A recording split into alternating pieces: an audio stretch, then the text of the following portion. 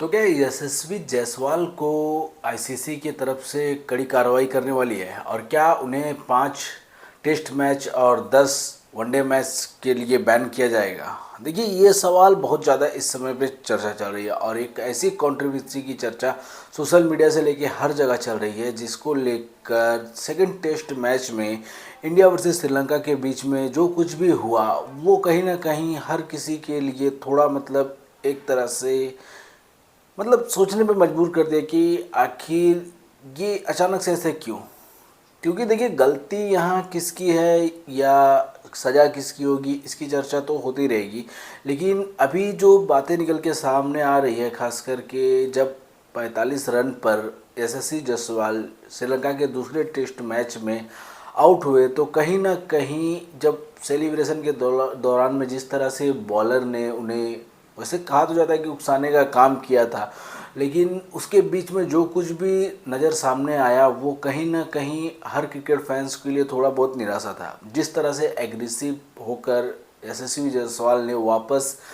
गेंदबाज की तरफ में गए और जिस तरह से पूरा फेस उनके हेड को एक तरह से उनके हेड पे टकराने का जिस तरह से वीडियो और फुटेज जो सबके सामने आया वो अचानक से बहुत ज़्यादा चर्चा का विषय बन गया। और इसी के साथ में एक ऐसा क्योंकि लाइव मैच के दौरान में बाकायदा मैच की फुटेज है और बाकायदा हर चीज़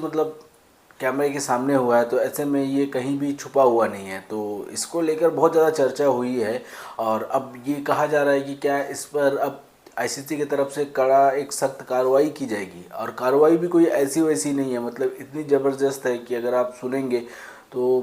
दिमाग हिल जाएगा। क्योंकि 5 टेस्ट मैच और 10 ओडीआई का बैन, वैसे आईसीसी का ये नियम जो है वो भी जानना ज़रूरी है, क्योंकि जो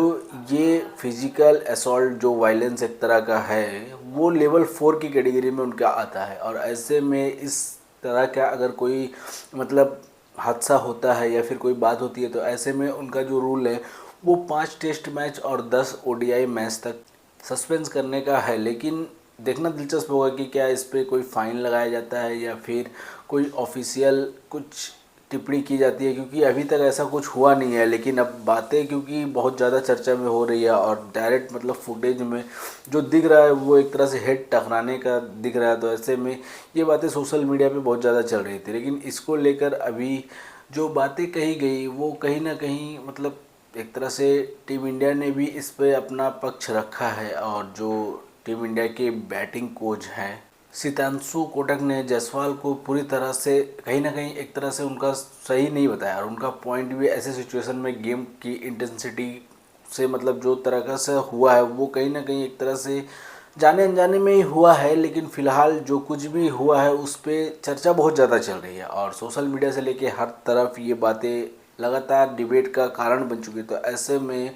अब देखना दिलचस्प होगा कि क्या ये आईसीसी इस पर क्या कदम उठाती है, क्या कोई फ़ाइन लगाएगी या फिर वाकई में ऐसा बैन की बात होगी। क्योंकि खबरों में तो अब आ रहा है, लेकिन अगर ऐसा होता है तो कहीं ना कहीं टीम इंडिया के लिए बहुत ज़्यादा दिक्कत बढ़ने वाली है। और ऐसे में अगर 5-10 मैच के लिए अगर यशस्वी जायसवाल बाहर होते हैं तो वाकई में ओपनिंग के लिए